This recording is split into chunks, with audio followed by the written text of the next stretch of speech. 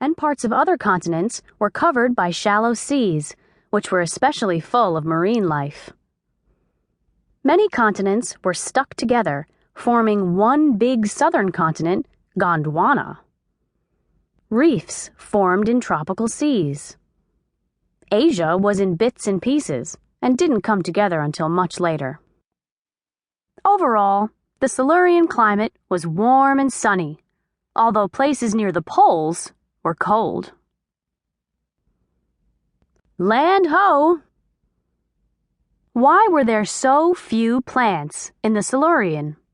Why were plants so slow to take advantage of all that empty real estate? The reason is that dry land is a harsh environment for life forms used to soaking in a bath all day. It's no coincidence that life began in the oceans. Water keeps living things moist, protects them from too much ultraviolet radiation from the sun, and brings food and gases directly to their cellular doorstep. Plants probably got their start when some freshwater algae figured out how not to become toast every time the pond they lived in dried up. We don't know when this first happened.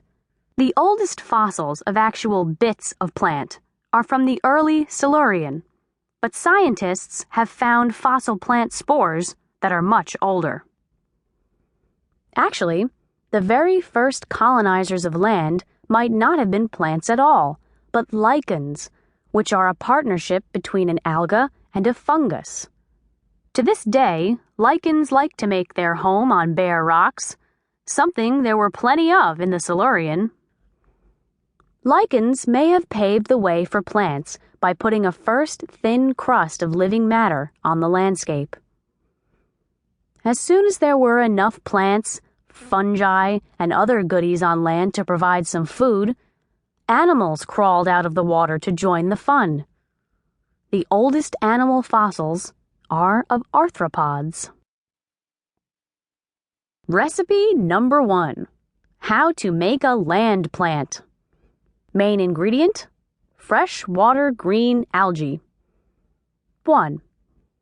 Take some freshwater algae and cover it in a waterproof wrapper, called cuticle, so it won't dry out. 2. Make little holes in the cuticle to let air in and out. Remember, plants need to breathe. 3. Put a weatherproof coating on the plant's spores so they can travel through air instead of water. Spores are tiny packets of genetic material for making a new plant. They are smaller and simpler than seeds, which evolved later. 4. If you want your plant to get bigger, you'll have to put in little pipes so it can suck up water from the ground and bring it to the rest of the plant. The very first plants had no plumbing. Recipe number 2. How to make a land animal. Main ingredient: an aquatic arthropod, an animal with a jointed shell. 1. Strengthen the arthropod's shell and muscles so that the animal can walk around easily on land, where everything weighs much more than in the water. 2. Put a waxy coating on the shell to keep the bug from drying out. 3. Bugs need to breathe too. Make little holes in the shell to let air into tubes called trachea, which will take the air to the rest of the animal's body. Note: this is just one of several possible recipes for making a land animal. You'll need quite a different recipe if you want to make a worm or four-legged animal.